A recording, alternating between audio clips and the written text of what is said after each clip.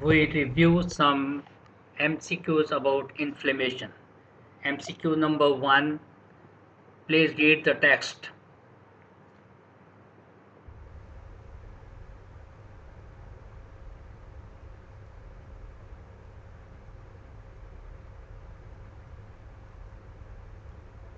अब इस में ये बताया गया है कि 22-year-old मैन उसको अक्यूट अपेंडिसाइटिस हो जाता है.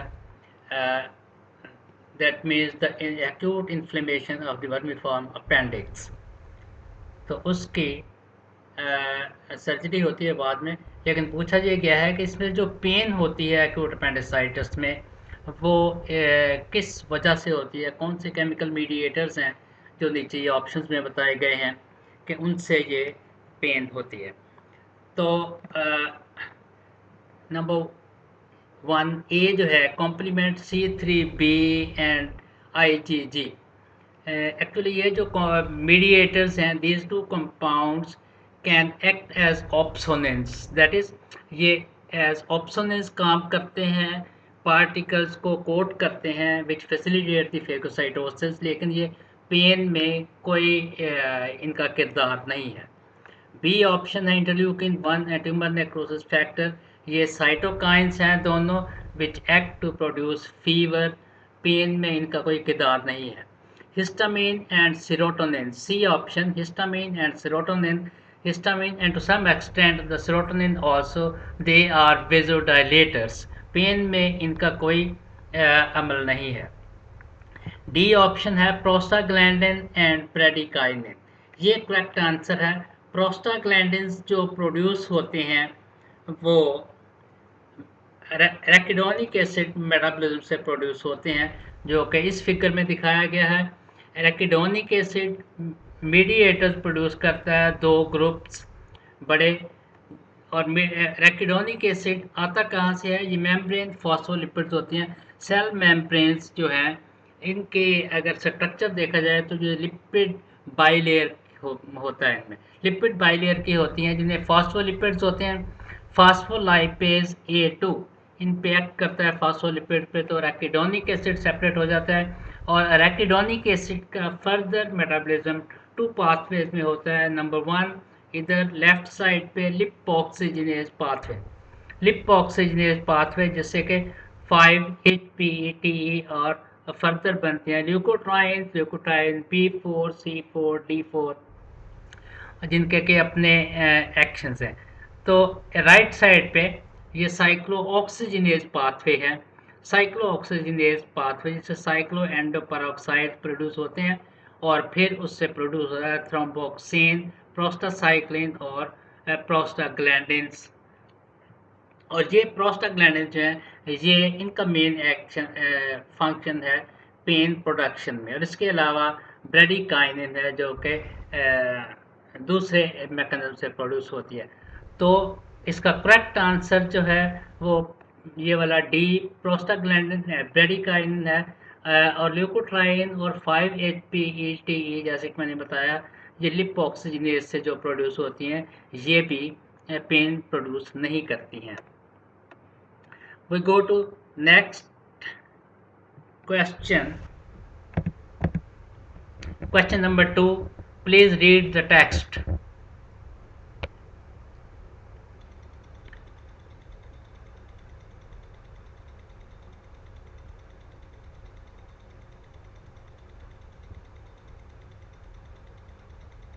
एक 40-year-old वोल में सर्जरी हुई और जो उसका स्टिच लगाया गया बाद में वो स्टिच उसमें कुछ मटेरियल इस्तेमाल हुआ. वो कैप्टेड भी हो सकती है, कोई और मटेरियल भी हो सकता है. तो उसके बाद 3 माह के बाद 0.5 सेंटीमीटर नोड्यूल बन गया अंडर द स्किन.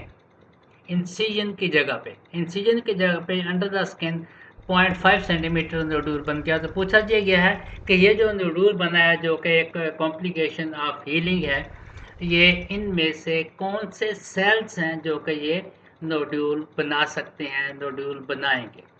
तो इनमें जो ए ऑप्शन है मास्ट सेल्स. मास्ट सेल्स अगर आपको याद हो तो ये मास्ट सेल्स मौजूद होते हैं alongside the small blood vessels under the skin, और ये टिश्यूज़ में ये they do not proliferate significantly as a part of foreign body inflammatory response. ये फॉरेन बॉडी इन्फ्लेमेटरी रेस्पॉन्स को फिलहाल छोड़ के आगे बढ़ते हैं। यूसिनोफिल्स बी ऑप्शन है। यूसिनोफिल्स एक्चुअली पैरासिटिक और एलर्जिक इन्फ्लेमेटरी रेस्पॉन्स में होते हैं। इनका रोल नहीं है नोडुल बनने में। सी ये सही इसका आंसर है, करेक्ट आंसर है, जिसमें कि सूचर की जगह पे होता ये है कि सूचर मटेरियल अगर एब्जॉर्ब ना हो पूरी तरह तो वो एक्ट करता है एज फॉरेन बॉडी, और वहाँ फॉरेन बॉडी रिएक्शन होता है। तो फॉरेन बॉडी रिएक्शन से persistence of the stimulus recruits macrophages that are activated and transformed to giant cells। होता यह है कि मैक्रोफेजेस, इनके बहुत से फंक्शंस हैं, बहुत सी चीज़ें, बहुत से मीडिएटर्स इनसे प्रोड्यूस होते हैं, और ये फेगोसाइटोसिस करके जो ऑर्गेनिजम्स हैं फॉरेन बॉडीज़ हैं उनको ये फेगोसाइटोस करती हैं। तो लेकिन ये ट्रांसफॉर्म हो जाते हैं फॉरेन बॉडी रिएक्शन में, ये ट्रांसफॉर्म हो जाते हैं जाइंट सेल्स में, और in this case this foreign body giant cells they are the correct answer के जाइंट सेल्स मिलकर ये नोड्यूल बनाते हैं। अब देखना यह है कि याद रखने की बात है कि जाइंट सेल्स होते क्या हैं। Giant cell is a large cell having multiple nuclei and a large amount of cytoplasm। तो ये एपिथेलो इस फॉरेन बॉडी रिएक्शन में जो ट्रांसफॉर्म्ड मैक्रोफेजेस होते हैं उनसे कई मैक्रोफेज मिलके एक बड़ा जाइंट सेल बना देते हैं, और ये कई जाइंट सेल मौजूद होते हैं इस रिएक्शन में जो कि ये नोड्यूल बनाते हैं। डी ऑप्शन है न्यूट्रोफिल्स। न्यूट्रोफिल एक्यूट इन्फ्लेमेशन में एक्यूट इन्फ्लेमेटरी सेल है जो कि बहुत इम्पोर्टेंट सेल है। तो ये कुछ सेल इस तरह के नोड्यूल में प्रेजेंट हो सकते हैं, लेकिन but the giant cells are more specific for foreign body inflammatory response. E option है plasma cells. Plasma cells important होते हैं क्रॉनिक इन्फ्लेमेशन में और एलर्जी में, जो कि एंटीबॉडीज बनाते हैं। इस क्वेश्चन में इनका कोई रोल नहीं है। नेक्स्ट क्वेश्चन पे चलते हैं।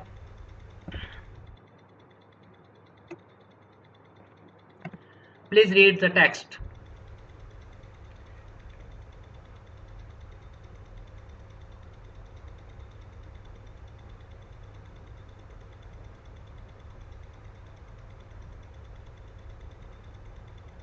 अब इसमें ये बताया गया है कि 39 ईयर ओल्ड मैन, उसके बर्न्स हुए, प्रोपेन फर्नेस पे काम कर रहा था। प्रोपेन एक अल्कोहल होती है जो कि इन्फ्लेमेबल होती है, तो प्रोपेन फर्नेस पे काम करते हुए वो जल गया। 3 वीक्स के बाद जो बर्न स्किन है ये हील हो गई, ग्राफ्टिंग की ज़रूरत नहीं पड़ी। तो पूछा ये जा रहा है कि ये जो ग्राफ्टिंग कौन से बर्न्स हैं, किस टाइप के बर्न्स हैं जिनमें के ग्राफ्टिंग की ज़रूरत नहीं पड़ती है, स्किन खुद से रीजनरेट करके वो स्किन पूरी हो जाती है और आराम आ जाता है।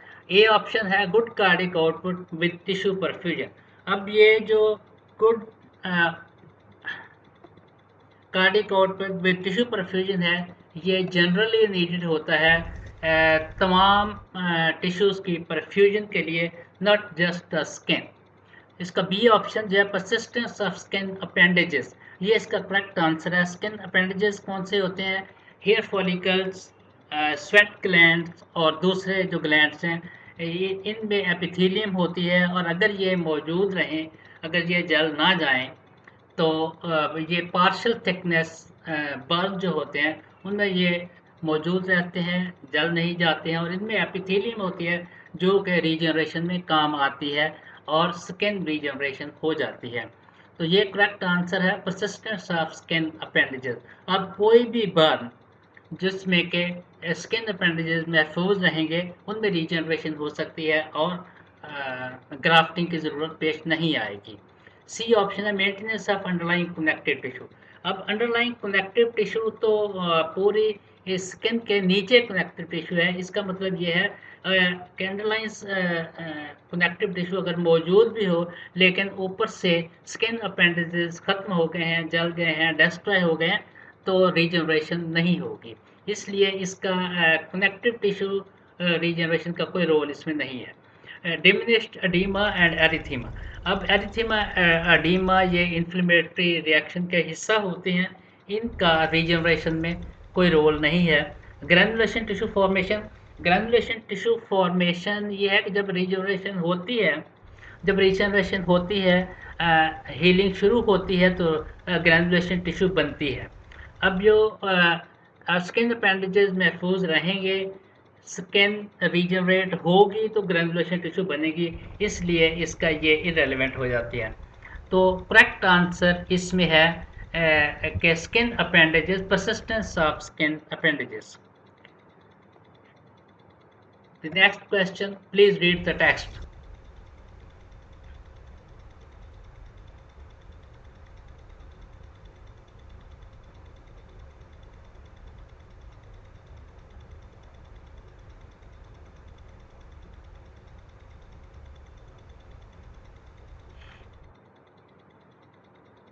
अब इसमें पूछा गया है कि 38-year-old वुमन है जिसको सिर्फ 3 दिन हुए हैं रेस्पिरेटरी सिम्टम्स के, यानी कि कफ और फीवर। तो चेस्ट रेडियोग्राफ लिया गया जिस और स्पुटम कल्चर किया गया तो स्ट्रेप्टोकोकस निमोनी, और उसका फिर स्ट्रेप्टोकोकस निमोनी के बारे में पूछा गया है कि ये अब पहली तो बात ये है कि इस क्वेश्चन में स्ट्रेप्टोकोकस निमोनी पे बिल्कुल ज़हन फोकस नहीं रखना है। असल में ऑर्गेनिजम्स हैं कि बैक्टीरिया है, सिर्फ ये अगर याद रखें तो बेहतर है। और clearance of these organisms from the lung parenchyma would be most effectively accomplished through generation of which of the following substances by the major inflammatory cell type responding to this infection। यानी कि इसमें बताया ये गया है कि जब organisms Streptococcus pneumoniae का नाम लिख दिया गया, बैक्टीरिया वहाँ है, तो ज़्यादा एंटीबायोटिक्स के बारे में नहीं सोचते जाना है, क्योंकि आगे पूछा ये गया है कि इन्फ्लेमेटरी रिएक्शन में जो मैकेनिज़्म है, मैकेनिज़्म है ऑर्गेनिज्म को ख़त्म करने के, उनके बारे में ये पूछा गया है। अब ऑर्गेनिजम्स ख़त्म करने के जो स्टेप है इन्फ्लेमेशन का, इन्फ्लेमेटरी रिएक्शन का आखिरी यानी कि killing and degradation, killing and degradation का, तो उसमें इनमें दी गई चीज़ों में से, दी गए जो मीडिएटर्स हैं, इनमें से सबसे ज़्यादा इफ़ेक्टिव कौन सा होगा। अब ये है कि इसमें किलिंग एंड डिग्रेडेशन में प्लेटलेट एक्टिवेटिंग फैक्टर जो ए ऑप्शन है, इसका कोई रोल नहीं होता है। ये मीडिएटर ज़रूर है, लेकिन platelet activating factor leads to leucocyte aggregation, adhesion and chemotaxis, but does not directly facilitate bacterial destruction। Bacteria killing and degradation के और मैकेनिज्म्स हैं। प्रोस्टाग्लैंडिन E2, प्रोस्टाग्लैंडिन के बारे में जैसे कि पहले बताया एक क्वेश्चन में कि ये पेन प्रोड्यूस करते हैं, लेकिन और वेज़ोडाइलेटेशन करते हैं, लेकिन न्यूट्रोफिल फंक्शन में इनका कोई रोल नहीं है। कैलिक्रीन जो प्री कैलिक्रीन से बनती है, ये रिलीज होती है न्यूट्रोफिल लाइसोसोम से और प्रमोट करती है ब्रेडिकाइनिन फॉर्मेशन है, जो कि पेन प्रोडक्शन में काम आती है और ये विजुअलाइजेशन करती है। तो कैलिक्रीन का रोल पेन में है, विजुअलाइजेशन में है, किलिंग एंड डिग्रेडेशन में कोई रोल नहीं है इसका। ल्यूकोट्राइन बी फोर जो है, ये ल्यूकोट्राइन जितने भी प्रोड्यूस होते हैं lipoxygenase pathway of arachidonic acid metabolism से, ये ल्यूकोट्राइन प्रमोट करती हैं वास्कुलर परमेबिलिटी को, लेकिन ल्यूकोसाइड फंक्शन को ये इफेक्ट नहीं करती हैं।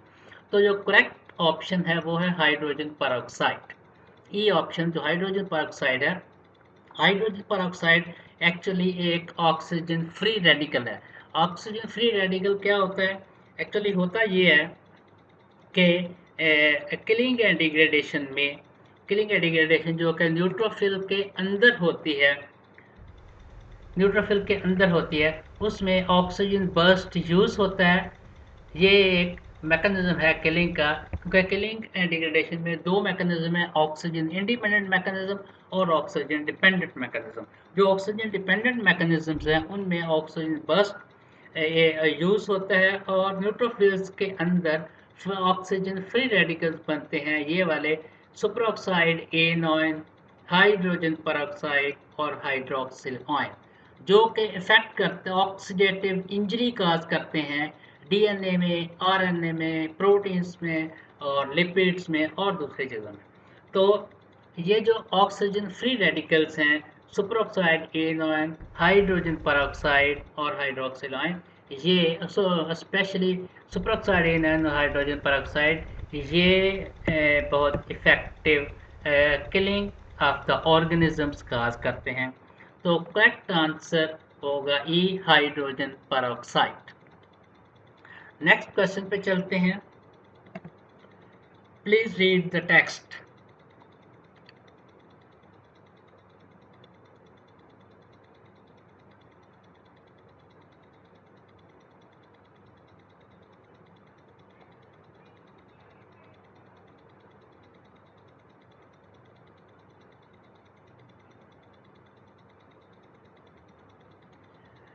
इसमें ये बताया गया है कि क्लिनिकल स्टडी एक परफॉर्म की गई, जिसमें देखा ये गया कि pharyngeal infections due to some organisms, due to some bacteria, ये आमतौर पे पेशेंट 3 दिन के बाद डॉक्टर के पास आते हैं, और उस वक्त उनको उनका गला देखा जाए तो, और उनको उन पेशेंट को फीवर एंड चिल्स होते हैं।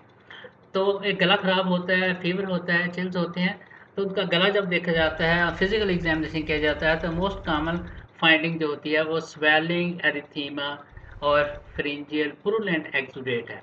स्वेलिंग, एरिथीमा के अलावा फ्रिंजियल पुरुलेंट एक्सुडेट, पुरुलेंट एक्सुडेट का मतलब यह है कि वहाँ पस लाइक चीज़ होती है फेरिंग्स में।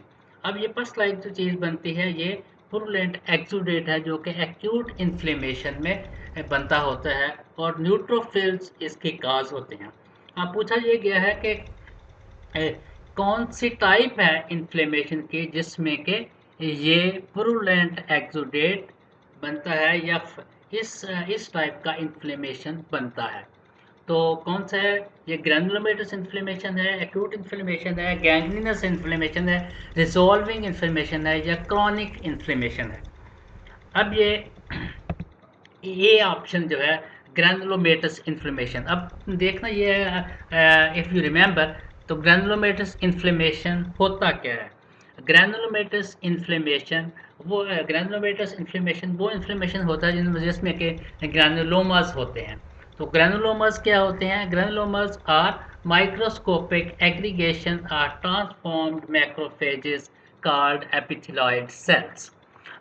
Macrophages, transformed macrophages, epithelioid cell जिनको कहते हैं, उनके माइक्रोस्कोप के एग्रीगेशन जो ग्रैनुलोमेटस ग्रैनुलोमा होता है। तो इसमें ये ऐसी कोई बात नहीं है, इसमें तो पुरुलेंट एक्सुडेट बना है, जो कि फीचर है एक्यूट इन्फ्लेमेशन का।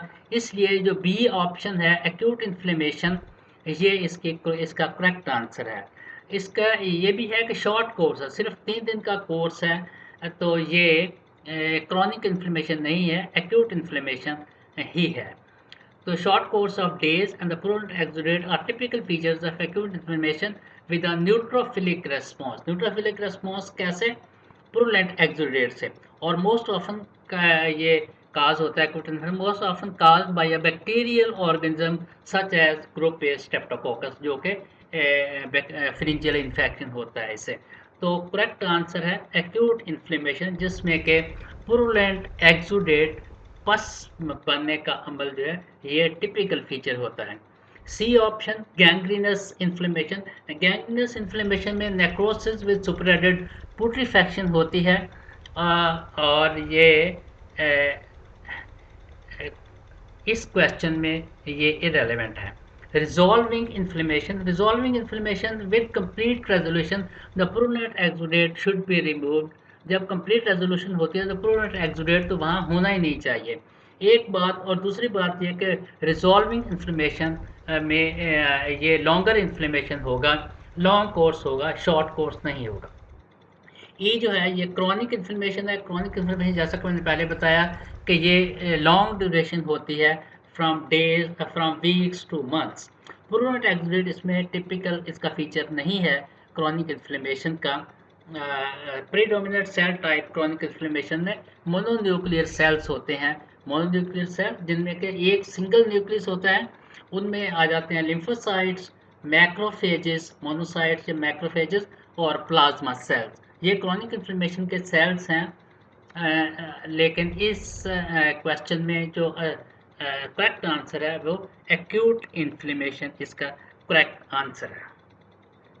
Thank you.